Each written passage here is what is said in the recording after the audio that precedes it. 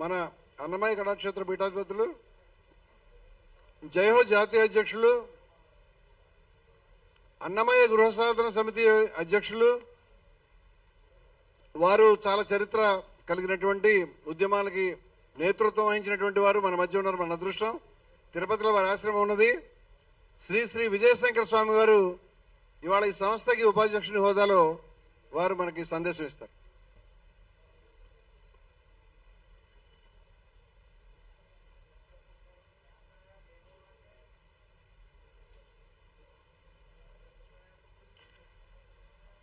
ఓం నమో వెంకటేశాయ. సత్యమేవ జయతే. సత్యం గెలుస్తుంది.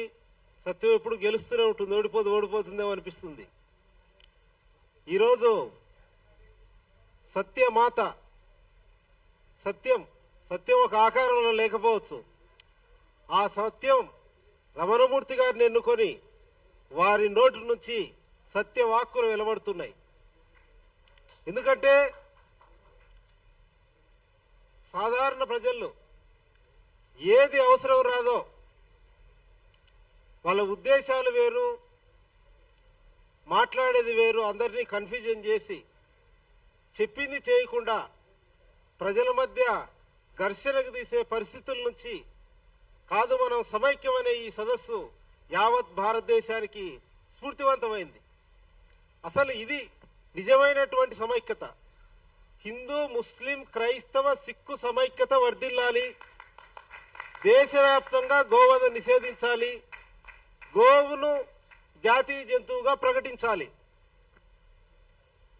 అధికారిక లెక్కలు కాదు, సోషల్ మీడియాలో బయట జరిగే ప్రచారము రోజుకు 30,000 ఆవులు గొంతులు కొయ్యబడుతున్నాయి. రోజుకు 30,000 ఆవులు. సంవత్సరానికి 1,20,00,000 ఆవులు గొంతులు కొయ్యబడుతూ పుణ్యభూమి భారతదేశంలో గోరక్తం ఏరులై పారుతూ ఉంది. ప్రజెంట్ ఈ రోజు జరిగే స్థితి ఇది. విధంగా గోవు ఏరులై పారనీనా? అందుకోసమే దీనికి పరిష్కారం ఏంటి? చిన్న చిన్న రాష్ట్రాల్లో మేము చట్టాలు చేశామనిపించుకోవడం కోసం ఏదో ప్రాథమికంగా వాళ్ళ ఐడెంటిటీ కోసం చేస్తున్నారు. ఇది సరిపోదు. సంవత్సరంలో 1,20,00,000 రక్తపాతం ఆగాలంటే గోవును జాతీయ జంతువుగా అత్యవసరంగా ప్రకటించి తీరాల్సిందే. ప్రకటించని పక్షంలో గోవు మీ యొక్క సాంస్కృతిక అజెండా కాదు, రాజకీయ అజెండా అని మీరు బహిరంగంగా అంగీకరించకపోయినా ప్రజలు మీ వాస్తవికమైనటువంటి అర్థం చేసుకునేటువంటి ఒక పరిస్థితి వచ్చింది. గోవు ఎక్కడా కూడా గోవును రక్షించాలి, సంరక్షించాలి. ఎవరు సంరక్షించాలి గోవును? రైతులు. ఎవరైనా భక్తున్న వాళ్ళు గోశాలలు పెట్టడం. ఎవరైనా కానీ ఒక రైతు బ్రతకడమే కష్టంగా ఉంది. గిట్టుబాటు ధరలు లేవు. రైతును గోవును పోషిస్తాడు, పాలు వస్తాయి, వృద్ధాప్యంలోకి వస్తుంది. దానికి ఆదాయ వనరులు లేక గోవులు అమ్మేస్తున్నారు. కాబట్టి ఎక్కడన్నా కానీ గోవు పాలు అమ్మాలనుకుంటే గో పాల కేంద్రాలు ఉన్నాయా? గోవు సంబంధించి పేడ, మూత్రం సైంటిస్టులు కూడా చెప్తున్నారు. ఆ గోవుకు చేయడానికి ఏమన్నా ఇన్ఫ్రాస్ట్రక్చర్ ఆర్థికంగా కానీ ఏమన్నా చేస్తున్నారా?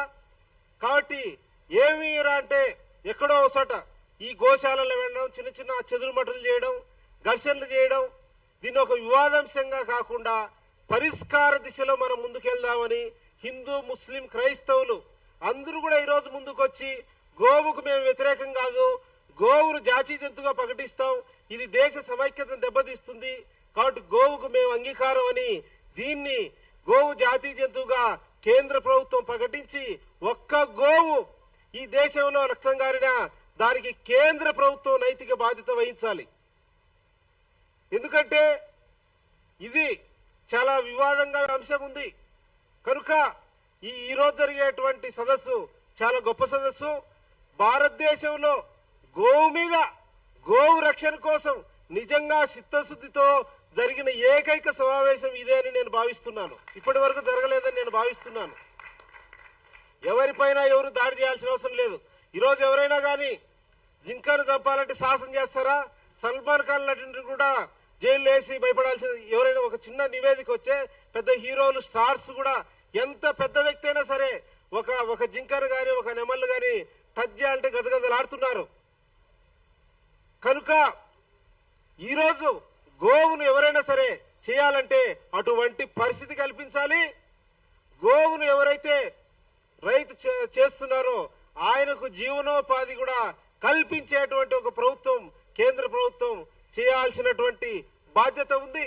కాబట్టి అందరూ కూడా వచ్చి గోవు చట్టాలు చేయడానికి మేము ఎవరూ వ్యతిరేకం కాదు, గోవు పేరుతో వివాదం వద్దు, మనమందరం కలిసి ఉన్నామని ఈరోజు సమిష్టిగా ఈ సమావేశం అనేది ఎంతో స్ఫూర్తివంతమైంది. కనుక ఇప్పుడు దీని విషయంలో జాతీయ స్థాయిలో పెద్ద ఎత్తున ఈ ఉద్యమం జరగడం ద్వారా ఒక సమైక్యత కూడా నెలకొంటుంది. ఎందుకంటే సామాన్య హిందువుల్లో గాని ముస్లింస్ లో గాని ఇంత లోతైన అవగాహన ఉండదు. సహజంగా వాళ్ళకు ఉండే పరిజ్ఞానము ఆలోచన ఇవన్నీ కూడా తక్కువ ఉంటాయి. దీన్ని ఆధారం చేసుకొని విద్వేషాలు రెచ్చగొట్టే వాళ్ళందరికీ కూడా దీన్ని చెక్కు పెట్టొచ్చు. గోవును ఏ అజెండా అయితే పాలేకర్ గారు అనేక మంది విశ్లేషించారు, సైంటిస్టులు పరిశోధనలు ఆధ్యాత్మికంగా అనేక రకాలైన అందరికీ కూడా తెలుసు. కాబట్టి ఇప్పుడు ఈ వేదిక కోరేది ఏంటంటే మీరు ఏ విషయాలైతే చెప్పారో యావత్ భారతదేశం మీకు మద్దతుగా ఉంటుంది.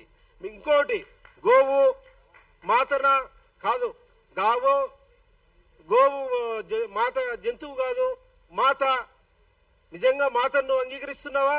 నిజంగా నీకు గోమాత మీద చిత్తశుద్ధి ఉంటే, నీ తల్లి పట్ల నీకెంత భావన ఉంటే, గోవు పట్ల నీకెంత భావన ఉంటే, రోజుకొక్క 1,20,00,000 నీ తల్లులు హత్య గావించబడితే నీకు రాత్రి నిద్ర వస్తుందా?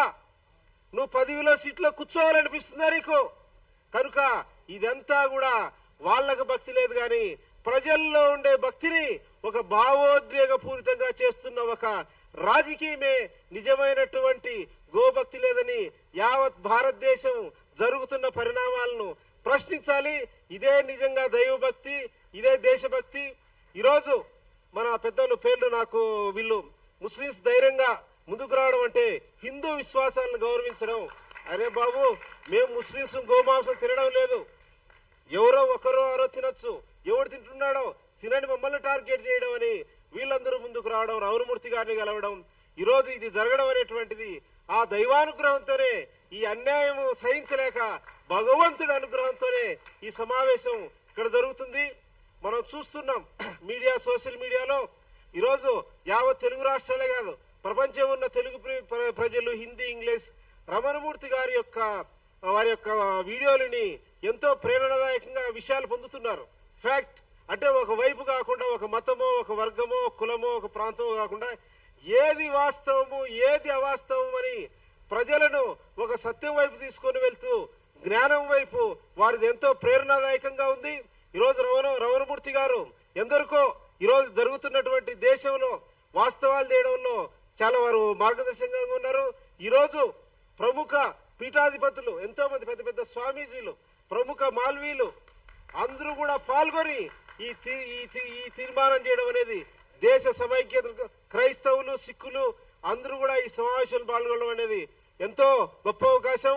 ఇది నిజంగా ఇటువంటి వాటిని నియంత్రించుకొని ఏదైతే గోవే కాదు ఏ విషయాలైనా సరే మనము వివాదం కాకుండా కలిసిమెలిసి హిందూ ముస్లిం క్రైస్తవులు మనం భిన్న మతాలు ఉన్నాం కాబట్టి కలిసి జీవించే అవకాశం ఎత్తుకోవాలి కానీ కొట్టుకుంటే అవకాశం మంచిదా అనేటువంటిది ఒక మంచి సమావేశం. కనుక రమణమూర్తి గారు దీని మీద ఒక వారం నుంచి ఎంతో కష్టపడి అనేక విషయాలు విశ్లేషణ చేసి వారు దీని మీద ఒక చక్కటి సమగ్రమైన నివేదిక తీశారు. ఖచ్చితంగా గోవు జాతీయ జంతువు అయినంత వరకు ఈ ఉద్యమం ఆగేది లేదు, ఎంతవరకైనా పోరాడతాం అనేటువంటి విషయాన్ని తెలియజేస్తూ నా ప్రసంగాన్ని ముగిస్తున్నాను.